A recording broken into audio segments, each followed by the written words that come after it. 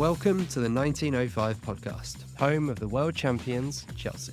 Each week, Joe and I bring you our unfiltered takes on the highs, the lows, and everything in between, following the Blues from Gate 13 of the Matthew Harding stand. Let's hit the notes. The final whistle's just gone. It's Chelsea 1, Brighton and Hove Albion 3. Now, Chris will know this because he's known me a long, long time, that when I almost cannot be bothered to rant and rave, sort of tells you a story about how I think things are going. Yeah, really difficult to know where to start with that. I suppose let's start in the first half and sort of work our way through it, which is going to be not very much fun. But yeah, let's go with it. I mean, it was a fairly bright start. I think both teams started quite brightly. I think, you know, Brighton are never scared to come to the bridge and have a go, and they do leave spaces in behind. And Esteval and João Pedro got on the ball a few times and some lovely little runs and jinks and what have you, but we didn't quite find the final pass. It was all, maybe we shot when we should have passed and passed when we should have crossed a couple of times. It was a really, really annoying. But, you know, the team looked bright and quite bubbly. Brighton did come back into the game, and even though they didn't create tons of chances, they still looked threatening. And for some reason, in that yellow kit, they did it last year. Whenever they came forward, I just thought they're going to score in a minute. That's just me with paranoia when it comes to Brighton nowadays. There seems to be lots of teams. Seems to be our bogey club. Let's be honest with you. Brentford are our bogey club. Bournemouth are our bogey club. Brighton are our bogey club. Yeah, it's a bit of a pattern emerging, isn't it? But we did make the breakthrough on about 25 minutes when Reece James gets down the right-hand side. Lovely little stood-up cross. And to be fair to Enzo, a player that we've said a few times does get into the box and score the odd goal, well, he turned up and scored a goal today. So, yeah, fair play to him. But as with Chelsea, we didn't make the most of it. We didn't really press on from that moment. We tended to... I'm not saying we sat back as such, but we didn't really go for it. You've got some really good players on the pitch there. We've got 11 against 11.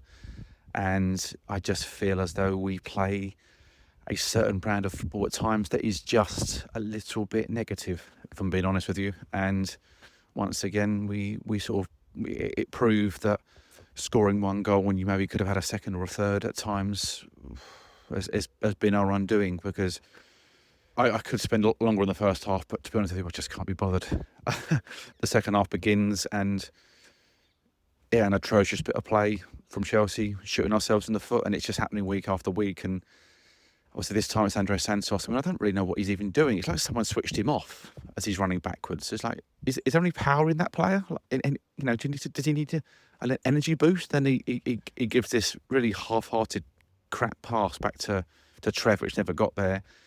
And, you know, the Brighton forward, you know, runs through, and you're thinking, okay, did Trev get some of the ball there? It looked at on the sort of the glance that we had that Trev may have got a toe on that, and I thought, okay, that's just going to be VAR checked. He's going to get enough on the ball and they'll move on. But as you said, the moment the referee put his hands and made that TV screen shape, as it were, that square, you kind of went, okay, this is probably going to be a penalty. And as it come through, one look, I mean, again, the referee needed 14 views. I mean, it needed one, and it was a penalty all day long. I mean, sorry, not a penalty, a free kick, I should say.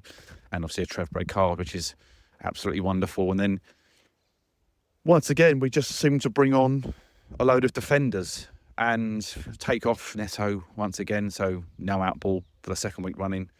And Esteval comes off, so no out ball again on the other side for the second week running. And we bring on Lavia and Badiashile and Gusto. And if there's ever been a cameo appearance from Gusto as a substitution that's worse than that, then please, you know, answers on a postcard right here on Instagram. Let us know on email if you thought if Gusto was just so shit. Everything he did. He had a chance before Brighton scored where we got the ball on the halfway line, and he could have driven all the way up the field, and he checked back and went back inside. And I thought, what are you doing? That has to be a tactical thing.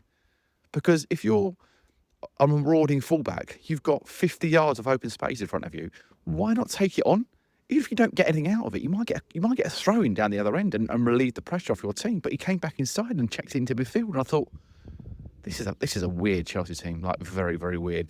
And I do think that's tactical, that he's been told to do that, keep hold of the ball, and not stretch the other team and make them go the other way. Oh, goodness me, this is painful to even do, I'll be honest with you. And then we basically just keep giving fouls away. Again, that thing last week, I said it last week, you bring more defenders on, it does not necessarily make you more solid. We've now got Achampong, Badiashile, Gusto and Lavia on the field, and no forward presence yet again for the second week running. And I watched this game on my own today because my family's gone out, so I thought I'd just watch this one. I thought it would be a half decent game. Obviously, it turned into a nightmare after half time, and you just knew it was coming. And Brighton obviously whip a ball in. Forgive me because I can't remember if it was a free kick or a corner, but I think it was a corner whipped in, and players at the back post just completely unmarked. Nobody marking in the midfield. You've got 3 centre backs on there, and nobody is willing to stand by their man and just head the ball away. If they're all marking zonally and what have you, it's just dreadful. It's absolutely pathetic. Chelsea just cannot defend set pieces, and that's a fact. We look horrendous at them, and quite frankly, the team's going nowhere fast at this rate. I was getting upset more than I was getting annoyed. I'm actually quite upset with how it's happened and how this sort of week and a half has played out, because it's not going to get any better, I can assure you, with Benfica and Liverpool coming up. And even though Benfica are on a fantastic team and not having a fantastic time with Mourinho, you just know they're going to stifle the game out of it, and they'll probably get a point or knock us off as well in the Champions League, so that'll be fantastic. But as I say, go back to the game, as it's rumbling on, you're thinking, well, we're not going to score because we don't even look like getting into their half, let alone score a goal. And they just walk through again, and Danny Welbeck just toe pokes it into the near post for a third goal. And quite frankly, as a fan, when you've just about had enough of what you're seeing, I don't know about anybody else, you can rant and rave, you can shout and scream, but it's that thing, Chris, you made a great saying last week. It's like when your mum says, I'm disappointed in you. It felt a bit like that. I just kind of was just a little bit sad, honest, at the way it's all unravelling. It's only early in the season, and I know it's, I don't want to come here and sort of be a little bit jump the gun, but I'm not seeing anything. I've not been impressed with the games that we've won this season, which hasn't been many. I've not been impressed with the 2 draws that we've had. We haven't had a particularly difficult start to the season in terms of big fixtures. We've got all the big teams to play, pretty much home and away. Man United is not a good team. Brentford have knocked them off 3-1 today. It is troubling. It's really troubling. And Chris and I had a chat off pod just after the Lincoln game last week, and I think deep down we probably do share some concerns about what we're seeing. We thought it was going to be a really fun, exciting season, and that squad has clearly got talent in it. But it's really difficult when you go down to 10 men, because you're sort of having a pop at the manager when it's not necessarily all down to him. Sanchez coming out and clattering Mbeumo last week in 4 minutes, and then Trev getting sent off on the 8th minute today or something. That's not down to him, but everything else is, and what you see before it and the previous games. And at the moment, we're in a real poor state of mind. The team looks devoid of all confidence. There's no real hunger, no real passion. Where's that gone? People will argue the Club World Cup was a glorified friendly tournament, but we know certain teams are taking it seriously. But we don't have that state of mind, it seems. It's completely evaporated from the side, and I'm just bitterly disappointed. I'll be honest, I'm not really looking at the league table. I know where we are. I know where we're going to be.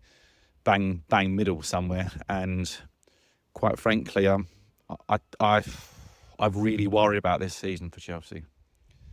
And there'll be those that will say, if you win a game, you can jump up to 4th. Great.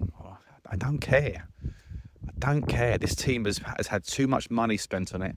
Too many players kind of in and out of the side to be hoping that a win takes you 4th or 5th. And yeah, it's just very depressing, unfortunately, and I just don't feel good about it at the moment. I was looking forward to this season immensely, and I don't expect Chelsea to win every game. I've said that before. I don't expect Chelsea to be a team that blows everybody away and plays scintillating football every single week. I expect them to be a winning team, have a know-how, have an experience, but yet again, just too many experienced players out there. There's just so many poor performances in that second half, and when the chips are down, just people going mental. Caicedo's trying to kick everybody. Reece is trying to kick everybody. And why is Reece going down there? I've got to pull that up, by the way. Why is Reece going down, diving in the box for a penalty, when he's got an opportunity to whip the ball across the box or even shoot himself? And that was really poor on Reece's part. And as captain, he needs to look at himself there. That's bloody awful. I realise no one really wants to come onto a podcast or listen to a podcast which is a little bit downbeat and a little bit dour. But look, that's what we're dealing with at the moment, and I can't change that. The club is not in a good position. It's not in a good place. The manager seems all over the place, making poor decisions quite frequently, and you have to call the stuff out. You can't say he's doing really well when he's doing well, and then just say he's still a good manager or doing well when he's doing badly, quite frankly. The two don't go hand in hand, and Chris and I would never come in here and lie. If we think something's going wrong or something's not right, we'll say it isn't. And at the moment, just going to go for a long walk with my son in a minute, I think, and just talk about something different, because football is just really depressing when it comes to Chelsea at the moment. And not been a fun season so far. It's looking just looking a little bit second rate, to be honest. And I'm just going to say it again because I feel like I want to. Until this team has some fucking experience running through it, they are going to go nowhere fast. I cannot understand for the life of me why we have got no experience in this team. Just absolutely baffles me. And we talk about Sanchez, we talk about the two centre-backs, we've talking about the full-backs in some cases, not Reece and Cucurella, but the sort of the backup versions there. We've spoken about other players as well. But when Trev got sent off, I don't know about anybody else, but I was not looking around that team and going, he's going to pull us out of this. That one there, him, that player, just devoid of anyone that's going to get you a goal, get you a performance. Caicedo's probably about the only one in the team that I think to myself there, he'll do something. He'll win a tackle and put a good pass through, or he'll make a goal line clearance or something. He's that sort of player. But just about everybody else in that team today, looking around at Sanchez thinking he ain't going to bail you out. Badiashile, he's not going to bail you out. Ashampong's a kid. Hato went off, sorry, to be fair. Neto was off the field. Estelle was off the field. João Pedro, possibility, but I don't think so. I think he needs players around him to make him look a better player himself. I didn't think Reece or Cucurella played particularly well today. Reece, decent cross for the goal, but I didn't think he was particularly great. Got beat a lot on the outside. He looked a little bit not unfit, that's the wrong word, but maybe just didn't. Maybe he has lost a yard of pace, and against a team like Brighton who just constantly at you, he just didn't have it today. And everybody else, in midfield, Enzo, no. Lavia, no. Sorry, it's a long leg, guys. I do apologise, but just really disappointed, really sad. I know everyone else is probably feeling the same, and it just feels like bullshit at the moment. The club is going absolutely, the team club, whatever you want to call it, is going nowhere fast. And at this rate, even after 6 games of the season, you can just see a pattern developing. I said to Chris, again off pod, that I didn't think we'd win today. I didn't think we'd win. And obviously winning 1-0, I thought we were doing okay. We weren't doing really well. We were doing all right. And you're thinking, you probably could see out a 1-0. I think it would be okay. But obviously the moment Trevor went off, I just really got concerned. And yet again, we've been done by Danny Welbeck, 55-year-old Danny Welbeck coming in to score a brace and make us look really, really stupid. It's just, you got Hertzler, young manager from the other side, who's just all out attack, go, go, go. If we're not careful, we are going to turn into the Brighton model, which is just buy a player, does quite well, sell player for a profit. And that's not really going to achieve fuck all when it comes to Chelsea Football Club. So, it's a lot of answers for the owners, really. A lot of answers for Maresca after that. The players need questioning, quite frankly. You won't get any answers out of any of them, quite frankly. But, not a good day. Yet again, we've been taken to the cleaners by another Premier League team. And like I say, too many bogey clubs against all these sides that, you expect for us to go and wallop. Sadly, we don't beat Arsenal anymore. We don't beat Man City anymore. We don't beat Bournemouth. We don't beat Brighton. And even though I think we've got a good team, squad in principle and good young players, you're in danger of becoming a bit of a laughing stock if you're not able to put wins together against these sorts of sides on a regular basis, which we can't seem to do. That's 3 defeats in a row now against Brighton, 2 away from home last season, won the FA Cup and the league, and now the league again for Chelsea. So, yeah, really disappointing yet again. And I suppose I better leave it at that. I just had a big puff of air even starting this voice note, to be honest, because it feels like a bit of a dark day. It's a dark situation, isn't it? And we don't want to be too over the top, but it does feel like this could very quickly untangle, and this season could, I mean, it arguably already has gone south, but it could get worse. Like you, Joe, I was worried about the game today. I said it, didn't I, in the preview sort of note, saying that it felt like a really important game and I was really nervous about it. So 1-0 at half time, and I was sort of still nervous, but thinking this is really important. We've got to win this.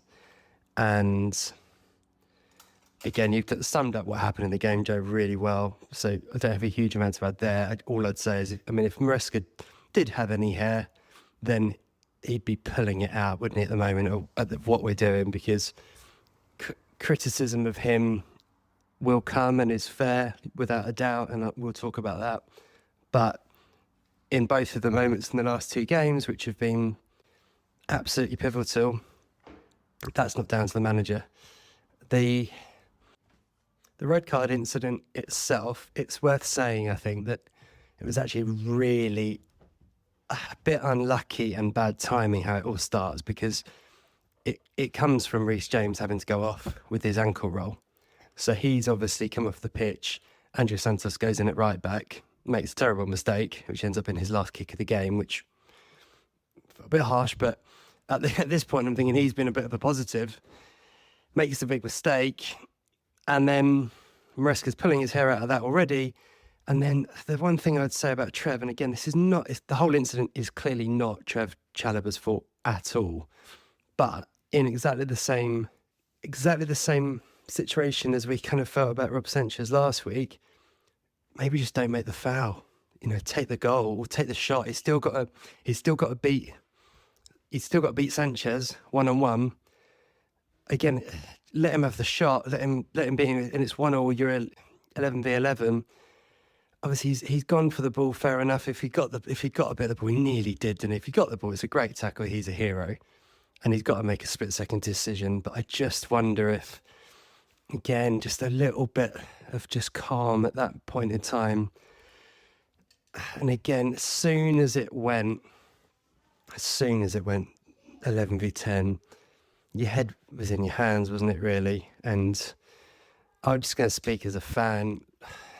It's just pretty depressing, isn't it, to watch? It's okay, just as a fan, like the United game I said last week, really looking forward to that game. It's basically becomes a bit of a non-event after 4 minutes. And then again today, you just knew, I think, that we wouldn't hold on. We've got a great guest note from Roland coming up in a second, and he talks a bit about some of the problems he saw on the pitch. But you just felt it. You just felt that it was inevitable. And like you say, Danny Welbeck, the second he came on, I was like, oh, here we go. This is perfect. You knew he'd have his moment. Even when we were probably lucky, weren't we, with the penalty incident on Gusto. It was just before they scored the second. He basically kicked him in the head. You could see on his face, I don't know if you saw his reaction. He was like, oh, whoopsie. And yeah, just once again, very, very, very hard watching Chelsea. I mean, all season long it has been. I've harped back a couple of times to the 2 pre-season games that we saw at the Bridge. But the reason I do is that I really felt, and I think we felt, and we talked about it if you go back to our pre-season preview episode, we felt really, really positive about this season. You felt like there was a really good momentum, obviously, after the summer, after the end of the season. And in those 2 games, there was a feeling. There was like that feeling about the Bridge. You were like, there's a feel good. There's a buzz in the air. Like before that first game against Palace, I remember that Palace game, there were a few warning signs, but just the feeling about the Bridge was there was just an optimism. And how quickly it's turned is a little bit staggering, actually. And I think part of me is struggling a little bit to process it, if that makes sense. It feels a bit like grief for the season, which feels probably a little bit reckless to even say. It's only 6 games played, isn't it, in the Prem? But the problem, I think, and we'll come on to talk more about this, is that it's hard to see the light and how this turns around quickly. And yeah, I'm going to talk more about that. But just to finish a couple of points on the game itself. Again, as you said, Joe, you would have thought he got quite a lot of stick, Maresca, last week after the United game. He would have had a lot of time to think about maybe what he would have done differently down to 10 men. And what was worrying is he did basically the same again. Didn't do it quite as quickly, quite as rash, but effectively we did go to a back 5 in the end. It did feel like, eventually we took off all the pace and any kind of ball over the top and out. But it very much felt like, we're not going to try and score a goal now. We're going to try and defend. And you knew it would be over 100 minutes played. So it just felt too long. I think if there was 15, 20 minutes to go, you'd go, go on then. Let's just pat the box and see if we can get away with this. But there was just so long in the game that as soon as you'd eventually taken Esteban and Neto off, you thought, well, that's it now, isn't it? And I'm not going to criticise Enzo Fernandez at all, but because I can see why he stays on the pitch because of his running and his stamina, and he doesn't stop moving. But you're thinking, watching him off João Pedro, you're like, well, this is pointless because neither of them. João Pedro wants to come to the ball. Enzo always wants it to feet. There's no willing runner to knock a ball in, and I think we were going long from the back, understandably from Rob Sanchez. It was sensible. We saw why for the third goal, why that was a sensible move. But, it's kind of like, I was thinking, if you do want to take those guys off because they're tired, it's Garnacho or Mark Guiu kind of game, isn't it? Just to be a willing runner and push them back into their own half. But much like the United game in the first half last week, as soon as we went down to 10 men, we basically didn't touch the ball. It didn't leave our half, did it, really? And I just think so many teams you've seen with 10 men play better than we have in the last 2 games. It's hard, of course it is, but we've made it look really hard. And that part of the game has to be on Maresca. Again, not blaming him for the 2 sort of incidents itself, because how can you? But the response to them is infuriating. And then having gone 2-1 down, obviously late on as we did, what was really frustrating, again, just as a fan really, is where was that kind of, again, decisions on the pitch or decisions on the side. You can't make a sub. I think we'd use the 3 allocations of times you can make subs, so we couldn't bring players on. But why not go, right, Badiashile, you're up top, or Reece James, you go up down the middle. We're just going to pump a few balls in the box and see what we do, because Brighton have put on a load of attackers, so we can see if we can just potluck something out of this. But we didn't change anything. So again, it's almost like we'd given up. And there was still, 10 minutes to play? It just felt like we gave up. And bar that sort of Reece James' little run in, as you say, dive, at 2-1 we didn't do anything. Went 3-1, and then obviously Enzo has his header at the end. But it just real basics just felt frustrating. And it's like, again, that's on the players on the pitch, and it's got to be on Enzo on the side just to kind of give up. I don't want to talk, I don't think, personally about the game too much because it's just, you said it all, Joe, and it was hard. It's a really hard watch at the moment, watching Chelsea. It's not fun. We've not a single game this season has been fun to watch. I'd say there was probably about 45 minutes worth of the West Ham game where we played well. After a bad first 20 minutes and a bad last 25 minutes, really, we played well for that middle part of that game against probably the worst team in the league, as they've been so far this season. And apart from that, we've been dreadful. We've really been that bad.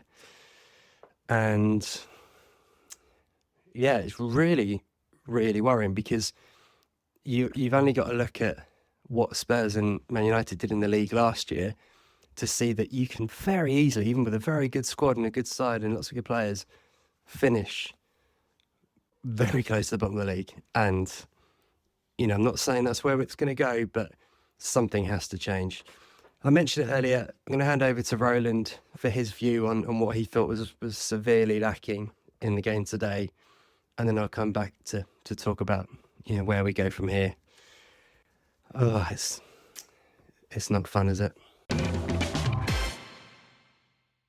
Hey guys, thanks for having me back on. The match has just finished and I've just opened a beer and feeling very disappointed, obviously. I know there's loads of different things to talk about, but I just thought I'd sort of zero in on kind of the leadership issue in the team, which is, I actually just now think it's just a joke that, you know, Reece James is our captain. That may be an unpopular opinion because he's proper Chelsea and all that stuff. But if you listen to him in an interview or press conference, like he is one of the most boring people I've ever heard in my life. So there's no chance that is a guy who is like a reference point for the team that, you know, they're listening to, who can get their blood going before a game, or who can talk when things are going badly in a game, when we've just conceded or when we've just had someone sent off, who can kind of, you know, huddle the players together and remind them of what, you know, keep your heads, this is what we need to do. When something bad happens, what does Reece do? Like, he scowls a bit, he looks at his feet, and then, you know, jogs back to right back. It's a joke. And that's not a criticism of him, it's a criticism of the club for choosing him or putting him in that position. But the problem we have is that there's nobody else either in the team who would probably do a better job, because and it comes back to recruitment. And we've, ever since Jorginho left, Rudiger, like, those were the last two players probably that had a bit of that in them. But yeah, there's nobody who is a sort of a convincing reference point who will be that manager on the pitch, you know, the manager's kind of lieutenant, the manager's representative on the pitch. I think it is hard I know that Maresca is going to get pelters because that's just the way things go. It's like, you know, you play the manager, he's the easiest person to fire. But yeah, I do think that the squad has just not been built with any eye on personality, leadership, those kind of sort of quality, those more intangible qualities. You know, we know that sporting directors love their data. We know that they are obsessed with kind of, you know, the underlying metrics. But there are other things. Football isn't played on paper, like it's played on grass, and you need minimum one, ideally more players who can be that sort of a calm head when, you know, when less mentally strong players are sort of losing their heads. And yeah, we just don't have that, and it's really frustrating that they haven't recruited for that sort of quality. And it's frustrating that the only player that I can really think of in the squad who maybe has a bit of that about them is actually Levi. And obviously he's injured for the season. He was kind of emerging in the second half of last season, I thought, into a bit of a leader. It's tough for him sometimes because, you know, his form does go up and down a bit, and it's difficult to be that guy if you've just made the mistake that's led to the goal. But overall, I felt that he was kind of emerging into that sort of leadership type character. And actually, if you listen, and again, I go back to, like, the only way that we can judge their personalities a bit on when we listen to them and when they're talking to camera and stuff. And he's actually quite a sort of an articulate and interesting person to talk to, and has a bit of like steel about him. And I think that that's a bit, you know, you can, and you know, let's go back to, like, you know, the kind of the prototype of this character, right? It's John Terry. You can listen to John Terry talk about football for hours, like listen to him on a podcast or whatever. Like, he's interesting about football, and he's kind of compelling to listen to. And like, you need a captain who has a bit of that about them. And yeah, sorry to say, Reece James, he does seem like a nice guy, but, like, you know, he should not be put in the position of being expected to be a captain. Enzo's the other captain, I guess, isn't he, really? Because he plays probably more than half the games, given Reece's kind of the way he gets protected, so to speak. Don't think Enzo even speaks English, does he? I mean, again, no shade, but if you're going to be a captain, you need to be able to communicate with the team. And I've never heard him even do an interview or a press conference, I don't think. So yeah, he does that sort of thing where, like, you know, he likes to get into a bit of a fight, bit of snarling, get stuck in. But again, who's getting players in a huddle when things are going against us and sort of getting us back on the right track and being that manager on the field? Like, we just don't have that. And so as much as Maresca is going to get the pelters, I do feel that he has been given a squad that lacks a very key kind of component, a key characteristic that all successful teams usually have. Anyway, I'm sure you'll deal with all the other myriad of issues facing us, but just thought I would highlight that one today because it's one that I've been going on for a while, and I don't see how or when that's going to change, unfortunately. Hey, it's Chris here with a really quick message. Check us out on Instagram at 1905podcast. You'll find video clips, photos, and much more about everything we discuss on the show. Plus, it's a great way to get in touch, to tell us your thoughts, share your feedback, or just say hi. Follow us on Instagram at 1905podcast. And now, back to the show.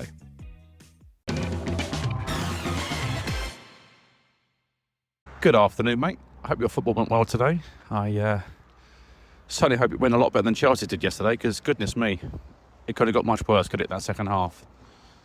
I think it's difficult when you wake up after a defeat like this, and I've been thinking about it overnight a little bit as well, and how Chelsea are playing and how they're kind of managing this run of games that we've had since Brentford, where we managed to somehow throw away a win in the last minute of the game just through purely not marking some of the back posts. Is basic football fundamentals. But I think I watched a guy in the crowd yesterday at Chelsea.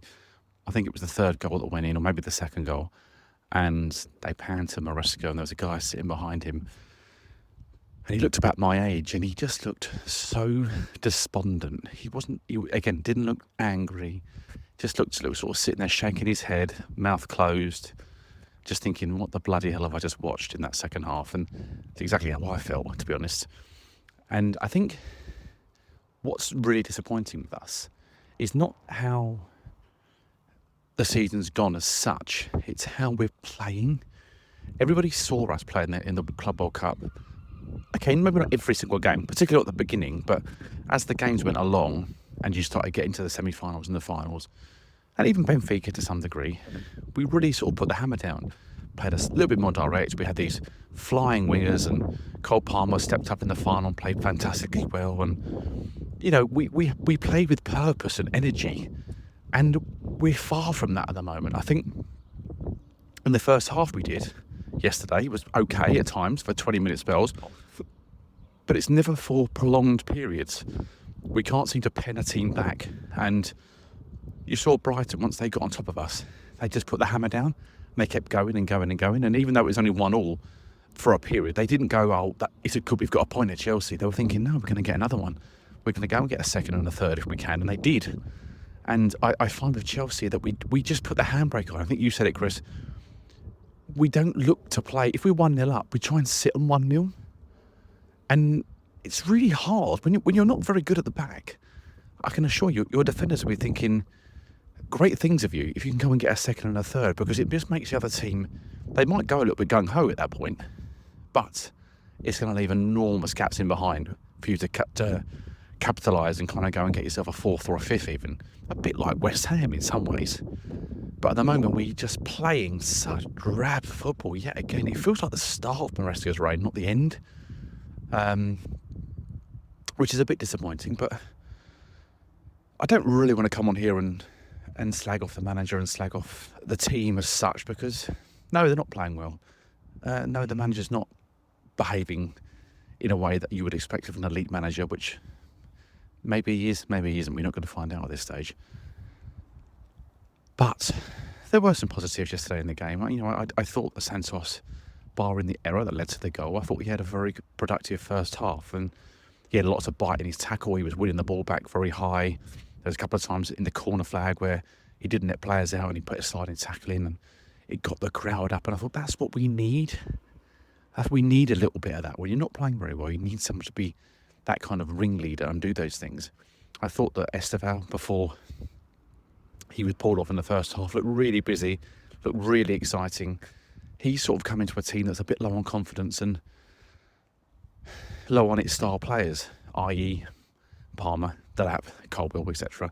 And so we don't look as solid as we were, which is kind of giving him a problem, because we're almost saying to a teenage boy from Brazil that's only been in the country a few months, go and be the star player and get us out of this mess, which is a very hard thing to do, particularly in the Premier League. But I thought he was bright and bubbly, and his jinking runs and the way he could nutmeg players and get the other side. Again, I think his decision making instead was slightly off. He could have definitely passed it a couple of times when he shot, but equally, it's hard to criticise a player that does something so well, and you just know the next time he goes through, he would have learned from that mistake and kind of rectified it, and he will find the right pass. So I'm not worried about him too much. I thought that Caicedo was a raw plus. I thought his game overall was very, very good. He got a bit rash towards the end because I think he was getting a hump. Obviously, Brighton's his old team, and they're probably giving him a little bit of stick. But overall, he won a lot of fouls. He was breaking up the play like he always does, and he was trying to run the show by himself. In not so much the whole of the second half, but when the game went to 1-1, we were trying to get the winner. Even though we didn't really look like scoring, he was the one that was trying to drive us forward, which I thought was a positive. Equally, Hato actually had quite a good game. I didn't feel he was too much out of place. Again, once we went down to 10 men, we look inexperienced, and you've got Hato, Achampong. Yes, it's not ideal, is it?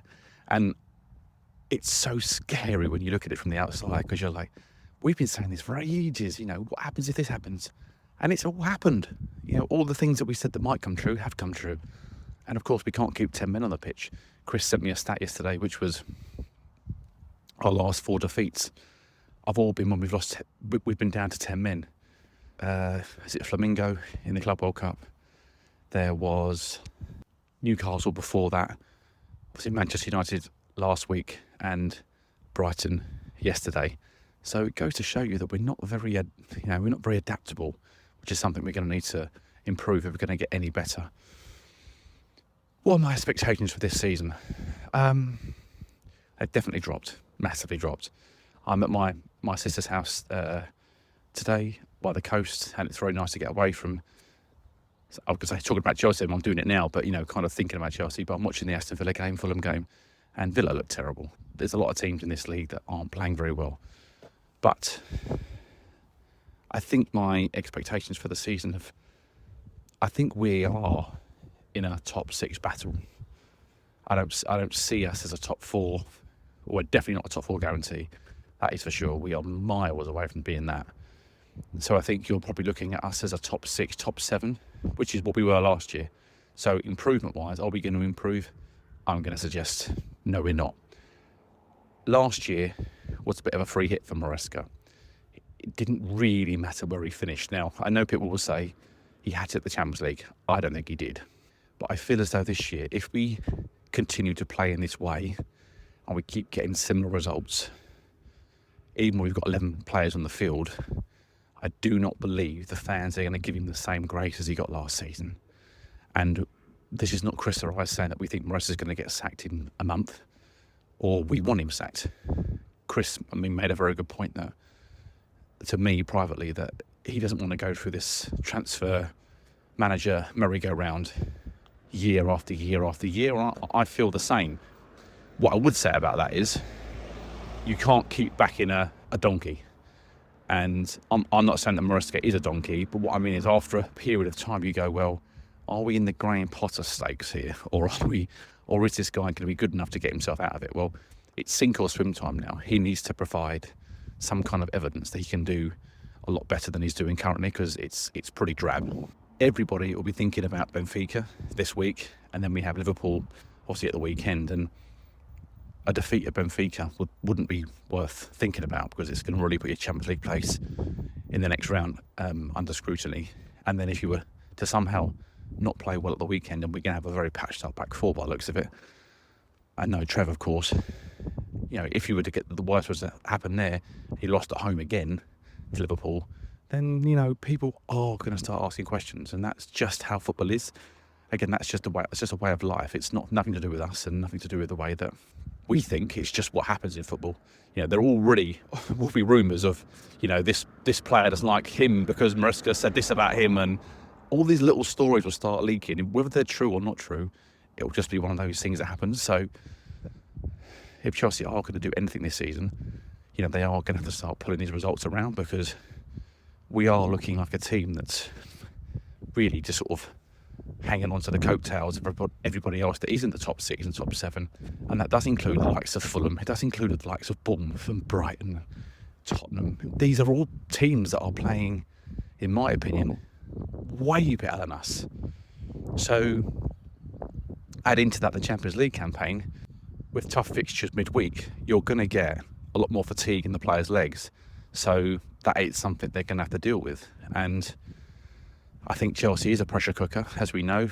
Once it can start to go wrong, it will just go bang. There's no gentle trickle and let's see what happens. A lot of the time it's not working. Smash, we get a new manager in. Now, obviously, the new owners said they wouldn't do this. They said they wouldn't keep changing the manager. They want to keep stability. But how long do you keep it going if a manager can't play good football and he's not getting good results playing bad football? If you were winning every week, 1-0, 2-1, and the football was a bit drab, the fans will put up with it for a very good reason, that they're winning games. But they won't be saying to themselves in the pub, "I really enjoyed that today." So there is an element of the managers of these teams to play a certain brand of football, and he will argue that Palmer's not playing, he will argue that Delap's not playing, and one or two others, etc. But when you're Chelsea, you've spent a lot of money and you've got a lot of players in and out, the sympathy doesn't really hang around. It certainly doesn't hang around from opposition teams. They just look at us as this kind of mad team that constantly changes their players all the bloody time, and you're trying to get a better player for this player, etc. And we can talk about the positives of a new signing, so Pedro Neto, João Pedro, Caicedo, etc., whatever it might be. But it's no good delivering for a couple of weeks and having a month off.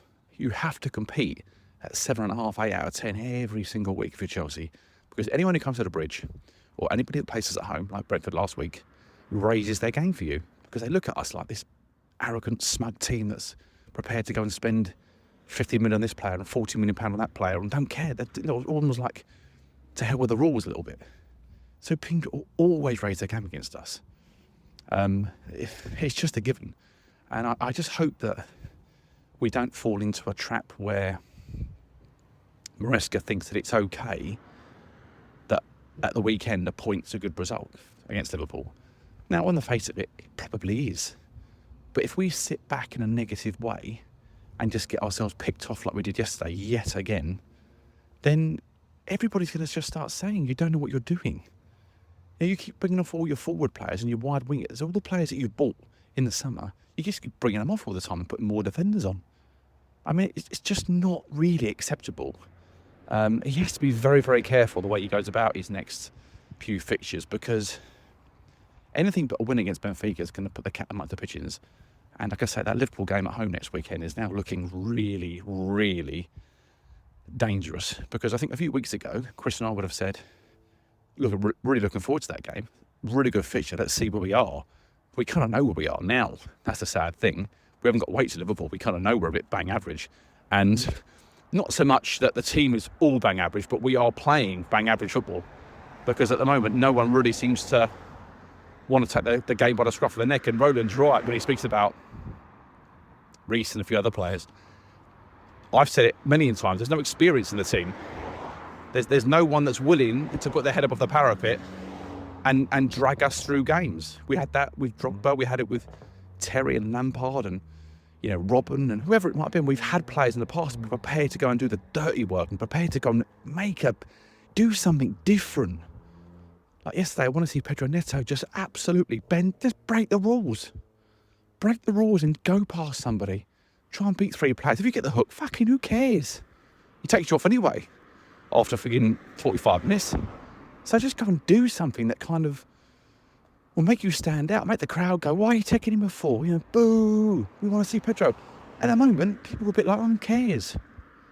I just think we're very much in a situation at the moment that people want to believe in Maresca. They want to believe in this team. They want to believe in the owners to some degree, and some don't. I understand that. But it's very hard when every single week that we play, nothing really seems to be changing or improving. And Chris or I don't want to be nearly negatives at all, but we have to call out what we see. We can't come on here and lie to people and say that we were really pleased with what we saw yesterday, because we weren't. You know, we're not going to just defend a manager or an ownership that is, at the moment, floundering, because they are.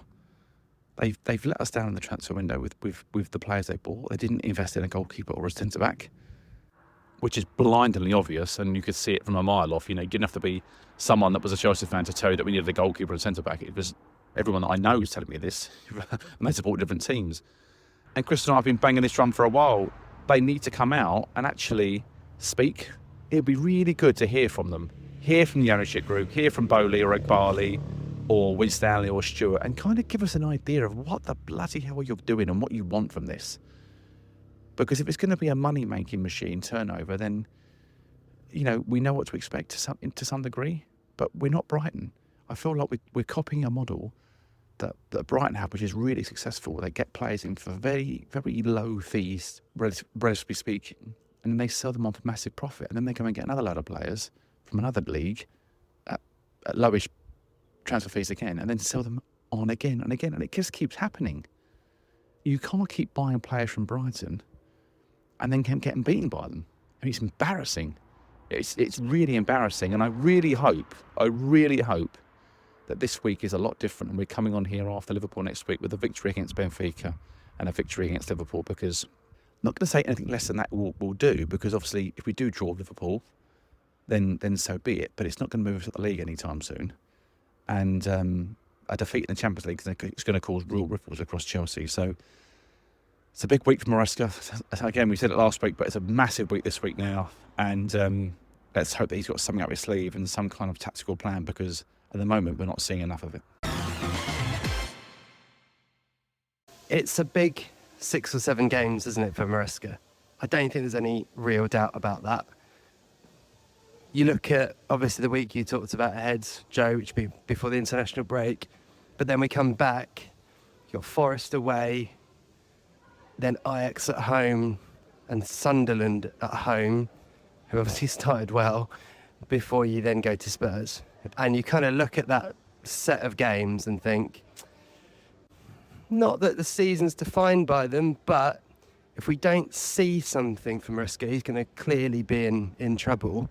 And what I want to see is some flexibility, I think, whether that's in personnel or the way that we play. What I think we can all start to appreciate in the cold light of day today is that we have a few issues in the squad, mainly caused through injury. I don't think anyone can really question that. We've been unlucky that these key injuries have come at the same time. You can criticise the sporting directors, which I'm sure some will. I probably have a little bit of that in myself.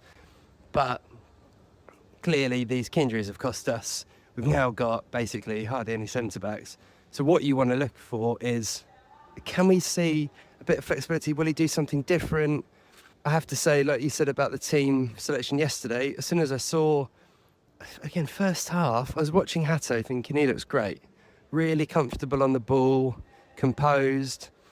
I thought this is encouraging. I thought it was really good to see Santos in there with Caicedo. I think that, for me, is such a shame the way it ended, because obviously immediately Santos got brought off. But up until that point, we just looked a lot more in control of the game, didn't we? And I personally would love to see either Santos or Lavia. Obviously, he did come on and he's kind of back now, alongside Caicedo, at least for a while, and just for us to look a little bit more solid and put some extra legs alongside Caicedo in there. Let's see some bravery. Let's see something different in terms of the setup from Maresca. I think that's what I'm looking for, and it's probably why, again, I think maybe I certainly hark back to the World Club Cup probably too much, but what was the biggest thing for me about that tournament was that we did look different. We'd message each other and other people on the WhatsApp group that were on with Chelsea, just say, "Oh, I like this version of Maresca. I like this Enzo. He's being bold. We're playing on the front foot. He's trying different things." And it does feel at the moment, certainly the way we started the season, the personnel mix and matches a little bit, as we know, but actually the way we play, it's the same old, isn't it? It's very much, everyone knows how we're going to play before you start the game. One of the fullbacks is going to invert into midfield. One of them's going to tuck in to make a back three. That's the way he does it. And I kind of feel like teams have worked us out a little bit. And if everyone's not on the top of their game, which clearly we haven't been this season, we're quite easy to play against, I think. You end up knowing how we're going to try and build up from the back. And yeah, I think that's what I'm looking for. I think that's what we have to see from him is a plan B, a plan C, and some sort of variety in what we do. Because, again, if we don't see that, going to that big Spurs game in November, if that result goes the wrong way, then I think there will be pressure on him. You know, it's building, isn't it? So we need to see something in the next few games, and the personnel isn't going to massively change. We know that nothing can be done certainly until January, but even with injured players, it's going to be tricky. So what else can we do? And this is where you earn your money, isn't it, as a manager? So that's the first part I wanted to talk about. The second thing, just very briefly on what Roland said about the leadership, which again, I do agree with. We all absolutely love Reece as a player. I don't think there's any question there. He's absolutely world-class in his day. He's absolutely brilliant. But you hark back to the summer, and again, we've strongly linked to Mike Mannion and obviously Mark Gay as well. And as much as we were I was really excited about them as players in key positions, a goalkeeper and centre-back that I thought we needed, even as much as that was the fact that they were really two leaders. Mike Mannion, captain of AC Milan, Mark Gay, captain of Crystal Palace. They would have come in and really helped Reece and the rest of that group. Reece would have still worn the armband, I don't think there's any question there, but the fact that you've got two guys like that in the starting lineup to really help run that team, I just think would have been massive. And, you know, there are still rumours around that we might look at those guys either in January or in the summer, both who contracts end next summer. So let's see what happens there. But again, it sort of feels blindingly obvious that those are the kind of characters that you need in the dressing room, right? So I'll finish on I guess my feelings from yesterday again and where we go from here. As Joe knows, bit of a behind the scenes on the podcast, I did send another follow-up voice note after my one yesterday, which was quite emotional, probably, in terms of gutted about where the season's going and maybe questioning, you know, the transfer window, the sporting model, and to be honest, I listened back to it this morning. I thought, yeah, it's too far. You know, I think it's an emotional reaction after the game, the disappointment that I think probably quite a few of us had yesterday. Sober light of day, you look at it and go, right, as we've seen in this weekend already, there's a lot of teams that you'd expect to have won haven't won this weekend. It's very early in the season. There's a long way to go. And, you know, we're going to need to be patient, I think, as fans as well, as much as we can. There's a lot of new players still finding their feet. As Joe said earlier, you take the Bayern Munich game out of the equation, where they were the better side. 4 of the last 5 defeats have come with 10 men.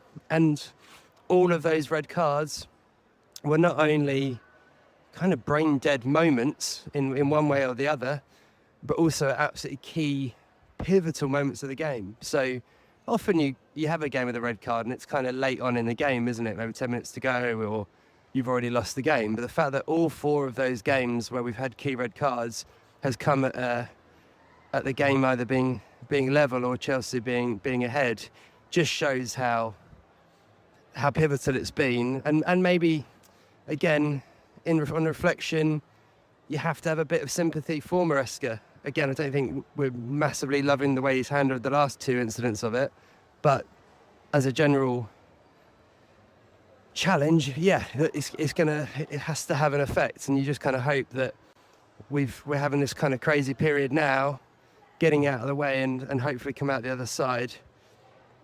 Mourinho's return on Tuesday. It'd be interesting to see what sort of reception he gets back at the Bridge. I think time will be kind to Mourinho at Chelsea, and what I mean by that is, I think when he retires and comes back in 10, 20 years' time, he'll be a legend again. It'll be legendary status, and he's probably. The moment he went to Man United, he probably ended his chance of this, and certainly Spurs put a nail in the coffin. But in a different world, there was a time when he would have had a statue at Stamford Bridge. That was how big a legacy he created when he first came to the club, and the impact he had on the club. He obviously came back the second time, won the league again.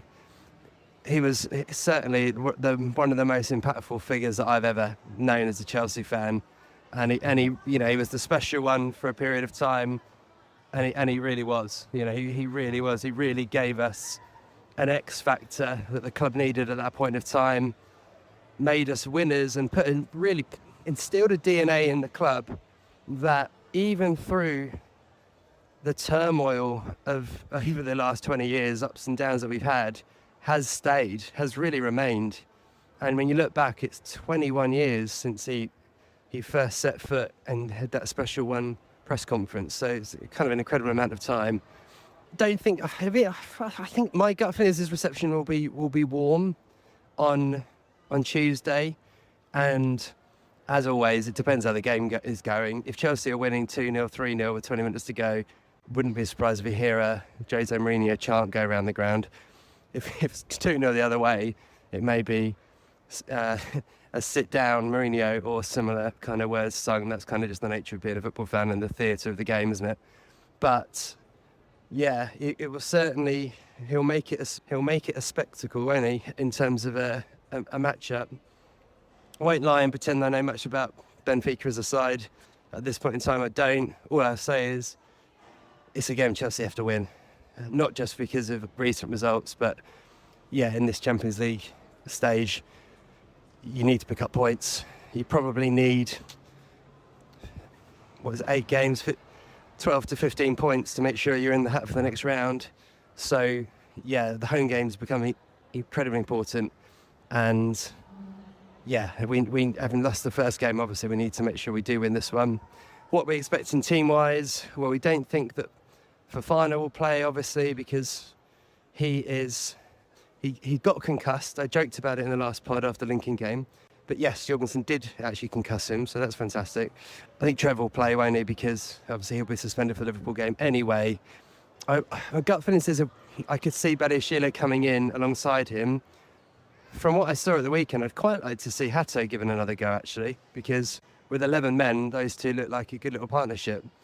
That would be my preference, but we'll see. I really hope that the Andre Santos mistake doesn't set him back and cost him game time. I fear as it might. But again, I'd quite like to see, as I said earlier, him and Caicedo play together again. If not those two, then can Lavia play in there? We'll see. And then on the wings, again, like you said, Joe, Esteval feels like he keeps being the victim of going down to 10 men. He did enough, I thought, to warrant another start. I think Neto is the pick of the wingers on the other side, so yeah, you wouldn't want to maybe change it too much. In reality, you're probably looking at trying to give Garnacho a start again, aren't you, at some point? So maybe he comes in, he's got Champions League experience, as has Gittins, to be fair, so maybe one of those two guys come in. And does he do something different in number 10? It feels unlikely, but I think there's quite a few of us who'd quite like to see João Pedro played in there, played off a front man. And yeah, whether it is a Mark Gui or he just hasn't given a kick yet, has he? Or obviously probably Tariq George, which is not our favourite option. But there's almost part of me, as much as I don't love seeing Tariq George play number 9, part of me would almost want to see it with João Pedro off him, just to see if we get a little bit more out of João Pedro, just because he's such a good player for us that, yeah, again, in this wish for Maresca to try something a bit different, maybe that's another one we can look at. But whatever happens, it's a big game. Chelsea have to win it, because that's all we're saying at the moment. But we'll be back to reflect on it this week afterwards, and then obviously build up to that bigger game against Liverpool next weekend. But yeah, thanks for sticking in with us. We're here. We will be here getting through this together. And as we like to say, and it feels like never a more appropriate moment to say this line, whatever happens, every little thing's going to be all right.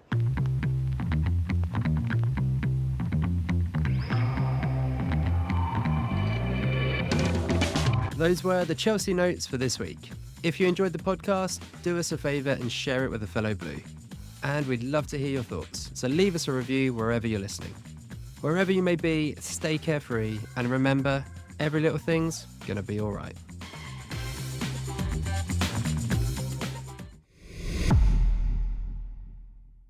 Oh, and not that anyone cares, but as Joe asked earlier, I lost my game this weekend as well when I played, so a terrible weekend of football. We move on.